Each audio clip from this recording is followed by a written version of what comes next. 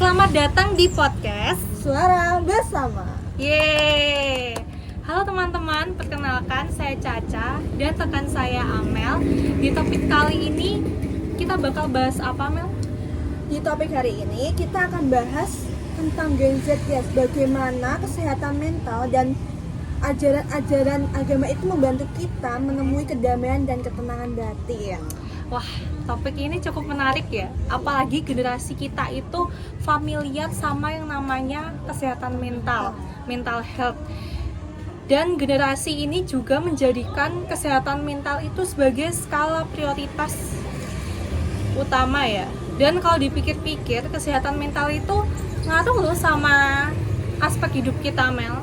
Kalau mental kita sehat, kita bisa lebih fokus untuk belajar, bekerja, dan berhubungan sama orang-orang yang ada di sekitar kita. Benar banget, Ca. Kalau mental kita nggak sehat, kita itu bisa menjadi sosok yang gampang marah, overthinking. Masalah yang sepele itu menjadi masalah yang sangat besar. Makanya kita penting menjaga kesehatan mental untuk diri kita sendiri. Apalagi di usia yang muda-muda kayak kita ya. Biar Seperti Gen Z. Iya, Gen Z, biar nggak kena remaja jompo gitu. Itu bukan kita. Ya. Kita harus semangat ya, bahkan kalian juga harus semangat. Oke. Tapi bener sih, kita lihat sekarang banyak anak muda yang ngerasa stres, cemas, bahkan kehilangan arah. Padahal nih, mereka tuh punya agama, dan hampir semua ajaran agama mereka yang mereka anut tuh pasti menganut tentang kedamaian batin yang bisa bikin mereka mentalnya jadi sehat. Dan dipikir-pikir lagi ya, Kak, orang-orang biasanya punya hal, contohnya fisiknya yang cantik, ganteng, uangnya banyak, bono jabatannya tinggi, dan lain-lainnya berkualitas. Tapi kalau kita hatinya nggak tenang, menjadi orang yang sosok hatinya kosong, itu semua tidak bisa dinikmati dengan tenang. Bagi aku ya, Kak, kedamaian itu adalah kunci, dan agama sering kita kasih pegangan batin untuk kita lebih kuat dan lebih rileks. Betul, agama itu bisa jadi pegangan ya, dan harus jadi pegangan supaya kita nggak kosong nih. Dan lanjut nih di agama yang Kristen, soalnya kita bahas agama Kristen, Islam, dan Buddha. ada lagi ya Buddha. Jadi di spill nih. Kalau di Kristen gimana, Mel? Kalau di Kristen, Yesus bilang, damai sejahtera ku tinggalkan bagimu dan damai sejahtera ku berikan kepadamu. Berarti itu ditulis di kitab Yohanes pasal 14 ayat 27. Hal itu menekankan bahwa kedamaian hati penting banget, terutama kesehatan mental. Untuk usia-usia kayak kita gini, Gen Z. Betul. Dan di ajaran agama Islam tuh juga ada ayat. BTW, untuk ajaran agama Kristen, Islam, dan juga Buddha nanti kita cari referensinya di Google ya. Jadi kalau ada salah pengucapan, kita mohon maaf banget. Jadi di agama Islam gini, ingatlah hanya dengan mengingat Allah, hati kita menjadi tentram. Hal ini menekankan kalau ketentraman hati itu bisa membuat kita kuat dalam menjalani hidup kita. Bahkan di ajaran Buddha sering dikutip kalimatnya, damai sejahtera menjadi kebahagiaan, membawa kebahagiaan. Jadi jelas lintas semua agama itu menjadikan kita titik temunya kedamaian, ketenangan batin, dan menjadikan kita dasar kesehatan mental, guys. Nah, benar. Jadi ya guys, banyak agama-agama lain itu mengajarkan yang positif, terutama menjaga kesehatan mental. Betapa pentingnya tuh kesehatan mental dan kedamaian batin di dalam hidup kita sehari-hari. By the way nih, aku mau tanya dari sudut pandang kamu ya, Mel. Apa sih yang dilakukan Gen Z alias generasi kita ketika mereka itu sedang ada masalah yang nyangkut sama mental mereka? Banyak anak muda juga mencari ketenangan batin dengan cara baca kitab, ngaji, sholat, mengikuti komunitas rohani, dan serta mendaki gunung. Menurut hal-hal sederhana kayak gitu, emang bisa bantu Gen Z nemuin kedamaian nggak, Cang? Nah, menurutku sih bisa banget kalau itu kegiatan positif. Dan yang kamu sebutin tadi positif sih, kegiatan-kegiatan positif lainnya juga itu malah bagus. Tapi ngomong-ngomong, tadi kan kamu ngomong soal mendaki gunung. Kamu di kampus ikut UKM Pahlawan nggak? Aku nggak sih, nggak ikut mendaki gunung. Bukannya tenang tapi bikin stres. Bercanda ya guys ya. Bercanda. Ya kita sih gampang capek sebenarnya kita remaja jompo juga gak sih, cuman ya fisik, tapi kalau untuk semangat belajar ya Kita usahakan. ya kita harus mengusahakannya. Maksudnya belajar yang teori gini ya.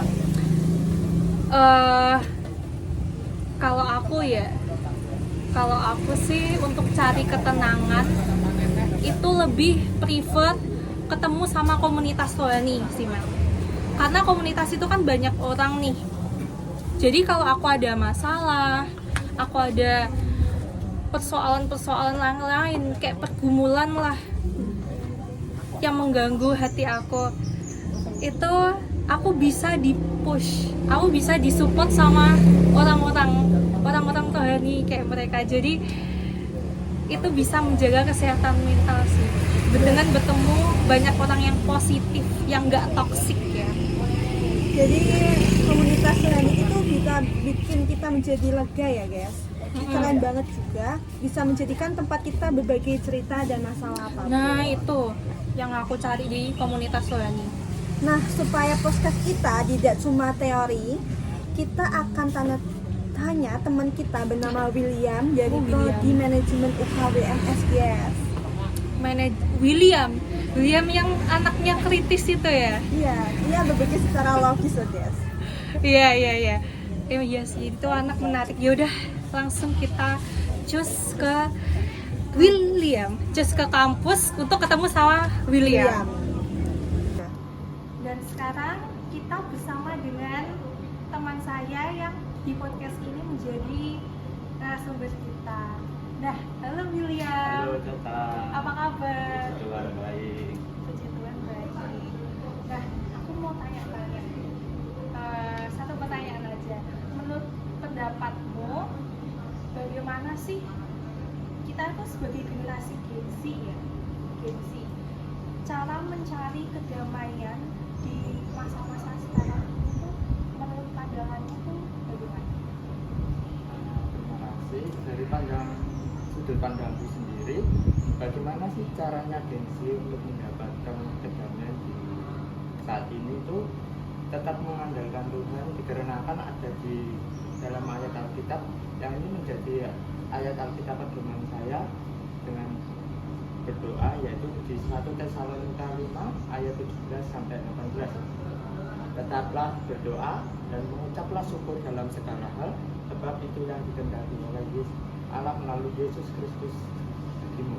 Nah, dari situ saya tuh mengambil bagaimana saya mencari kedamaian itu melibatkan Tuhan dalam kehidupan saya lewat doa dan ucapan syukur yang saya panjatkan. Serta saya juga melakukan kegiatan yang bergaul dengan Allah. Saya saling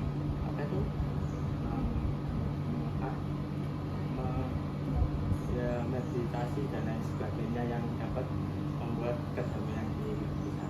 Itu saja mungkin. Wah, jawabannya William keren banget ya Mel. Ya, untuk pembicaraannya William itu sangat bijaksana, dengan artinya kita tuh menjadikan gengsi itu harus bukan hanya ibadah secara formal, tapi juga di luar juga berdoa, meditasi, dan untuk lingkungan sekitar.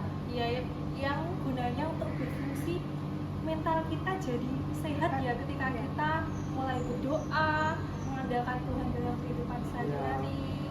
Mengucap syukur dalam segala hal yang kita perbuat itu kan membuat kita merasa damai, merasa apa yang Tuhan beri itu sangat bermanfaat bagi kita, walaupun di posisi yang sangat-sangat tidak menyenangkan itu bisa mendapatkan kedamaian. Terima kasih ya William. Keren banget. Dadah.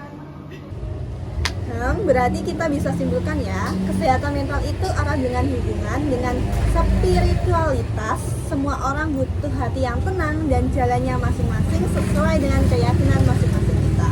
Benar. Dengan doa, meditasi, mendaki gunung, ikut kebaktian ataupun sholat, membaca kitab suci, ikut komunitas rohani, itu bisa menjadi langkah pertama untuk menuju kedamaian batin, dan dari situ kesehatan mental kita bisa terjaga.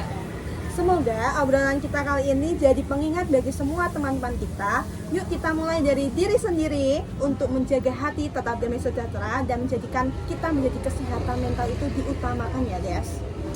Terima kasih udah dengerin podcast kita. Sampai ketemu lagi di episode berikutnya.